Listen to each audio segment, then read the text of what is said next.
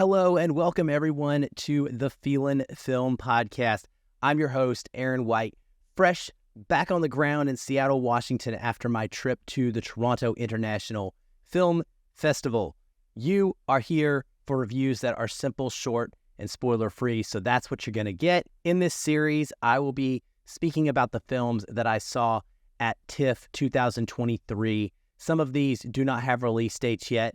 Others do. I'll let you know when I can what those are. But thank you for coming along for this journey. I hope that I can introduce you to some interesting and exciting new films to keep your eye out for. So without further ado, let's get into the reviews.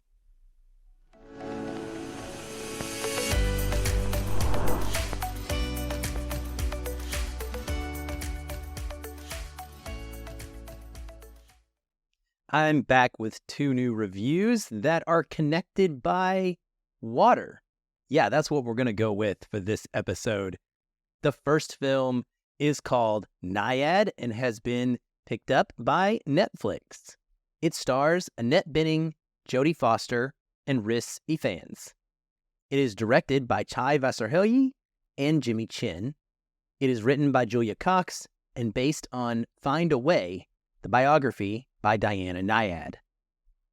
Cinematography is by Claudio Miranda. It is edited by Christopher Tellefson, and music is by Alexander Desplat. It runs 121 minutes and is rated PG-13 for thematic material involving sexual abuse, some strong language, and brief partial nudity. What's it about? Nyad tells the remarkable true story of athlete Diana Nyad, who, at the age of 60 and with the help of her best friend and coach, commits to achieving her lifelong dream, a 110-mile open ocean swim from Cuba to Florida. Now, the number one takeaway from this film is just how incredible Annette Bening's performance is. She's on another level as the titular athlete, Diana Nyad. Honestly, it's completely stunning work, and I would be shocked if she was not nominated for and potentially one of the frontrunners for an Oscar Best Actress Award next spring. The character is not likable, and she nails that persona so well. She's rugged, she's rigid, she's determined and antisocial, and just completely obsessed at some points with achieving this particular goal. And Annette Bening really commits to this.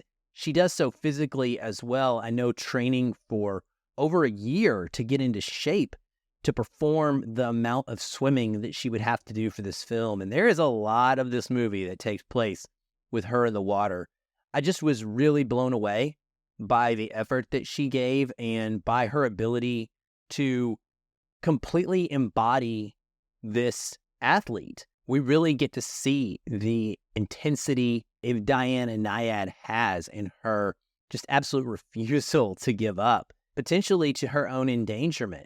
She's not really emotional about anything other than completing this swim. I think it just totally shows what the real Diana Nyad was like, and that is precisely what I want from a biopic like this. Now, the award-winning married couple behind the picture, the two directors, Chai Vasarhelyi and Jimmy Chin, they are known for being documentarians, and documentarians who really lean into capturing stories about people who spend their lives in the outdoors or extreme athletes of various types. I really have enjoyed their films previously. In fact, they've become just some of my favorite filmmakers of any kind with their work on Free Solo and The Rescue. And I was very fascinated to see how this was going to turn out because it's their first feature film, their first dramatic storytelling. I really think they did a great job. They bring a little bit of that documentarian flair to this by mixing in the occasional archival footage or the occasional archival audio of actual people that are in the story. I know that some people might find that a little bit distracting, but personally, I thought the blending was well done, and it added a lot to this. It helped make it really feel like we were going through a dramatized retelling of an event in an informational way that was still entertaining and was minimally dramatized or enhanced to just make it more movie-like. I think that they pretty much stuck to the script, and they did so while still keeping the energy high and keeping it captivating to watch. It's impossible to take your eyes off of. Diana's story is just truly spectacular, and I really enjoyed learning all about what it took to accomplish this goal. I mean, even throw out the fact that her body is that of a 60-plus-year-old woman at this point. Like, the odds were stacked against her. I had no idea that this kind of long-distance swim across open ocean typically was done with a boat trailing beside the swimmer. The swimmer can't touch the boat, and the people on the boat that are there to support can't touch the swimmer, or else it becomes invalidated. So, for example, to feed Diana, to give her energy and nutrients back that she was losing in huge amounts as she was completing this constant swim, they would have to use basically a camelback and feed her through a tube. It's wild to see what goes into this and what kind of team around her is necessary to help, prevent the danger of potential sea creatures that could cause a major problem or any number of issues that could go wrong medically. Now, in addition to Annette Bening, Jodie Foster is in the film as the primary supporting character, and she is phenomenal as well. She plays Diana's best friend and coach, Bonnie. She sticks with a very difficult person through years of attempts, and she makes plenty of sacrifices of her own to help Diana achieve her goal. Both the real Diana and Bonnie were heavily involved in the production and coached Jodie and Annette. So I got the vibe that these were incredibly authentic performances, and I appreciated that. I mean, these are two outstanding actresses really embodying the characters and the relationship between them that wasn't completely sanitized. Likewise, on the great performance front, Rhys Ifans gives a wonderful turn as a boat navigator that joins the team.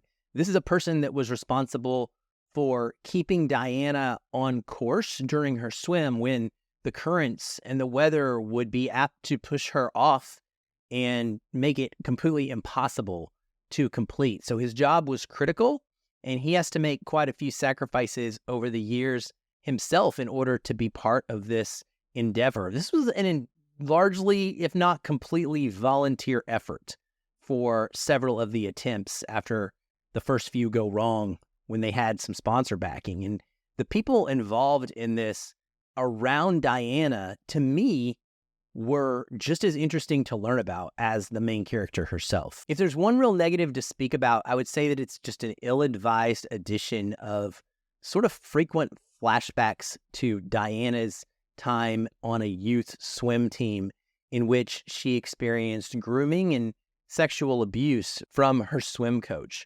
I believe the intent of these segments was to show Diana's determination in overcoming these awful demons of her past.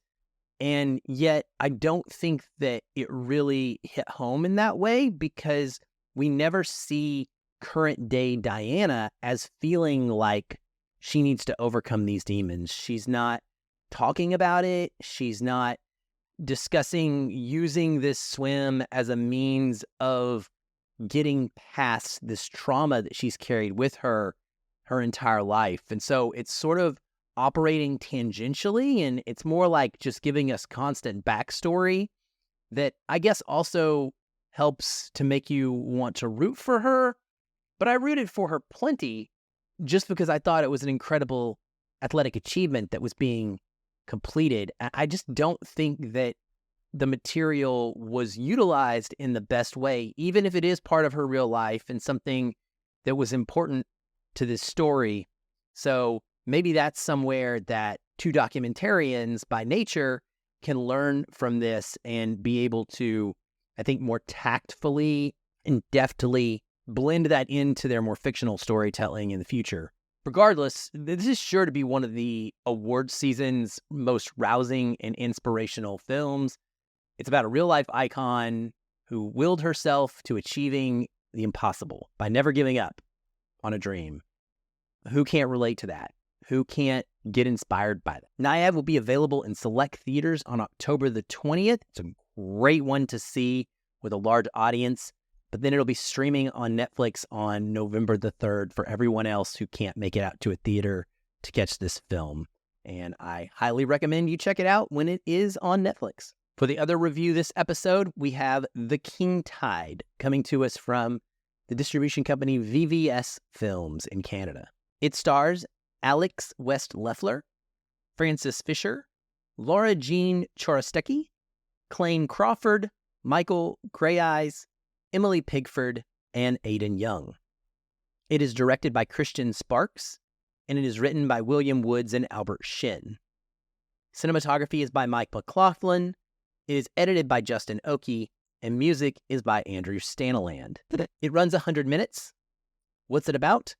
After the mayor of an idyllic village discovers a child with mysterious powers awash on their shores, the once peaceful community devolves into civil war, torn over the belief that the child is the next savior. Now, I was drawn to this particularly just because of this fascinating premise that has a lot of superhero vibes to it. A mysterious girl washes up on the shore as a baby. It's kind of got a Jesus slant to it. She has healing powers. This island is cut off from the world, and she is integrated into their community. There's two big things at play here. One is the impact of her healing powers on their way of life, how they come to rely on her, and how they feel they can't go on if she's not there. And then on the other hand, you have the part about this being an island community that has cut themselves off from the rest of humanity intentionally. They ban television and radio. It's very limited interactions with the outside world, if any, and they just don't allow it. They decided they wanted to be and live by themselves on their own for whatever reasons, and that can result in some interesting choices that they have to make in order to ensure that they can remain hidden. Now, after Isla has been found, we kind of cut to the age of her as a younger girl, probably elementary school aged. The town now uses her for their own benefit. She's replaced their normal medical clinic with routine sessions where people can come and get fixed for whatever ails them and potentially extend their lifespans is what I feel like the story is telling us. They seem kind of cultish about it. They have this chant that they recite anytime they visit her, and she does her wonders. Many thanks to Isla, they say, as she performs these miracles for them. And the fact remains that throughout the film and throughout her life, she just has very little free will. And that is a big part of how her character progresses towards the end of this movie. At some point, the town's fishing bounty starts to dry up, and their biological clocks start ticking again as Isla's powers strangely start to wane. And this causes tensions to arise on the island between the mayor and the adopted parents of Isla and some of the other community members about how they are going to progress and how are they going to manage this crisis that is causing a major disruption to the way of life that they've become accustomed to since having Isla join them. At the same time as this happening, unbeknownst to them, Isla has seemed to develop a new power, and that is to take life. We see it take place at one moment specifically, and the only person that knows about this is her close childhood friend, but she maybe accidentally kills a swarm of insects. And so we start to wonder if the change is occurring in her and what that might mean for the people on the island and for Isla herself. The world building is extremely interesting. Like, that is the crux of this entire movie. It's a fascinating idea. And the story does a pretty solid job of depicting this isolated community and how they can turn to dark means in order to protect what they've built. They can turn on each other anytime someone begins to start threatening their status quo. It feels like a slow burn thriller more so than a straight drama. And by the end, you might even consider this a tad bit in the horror genre.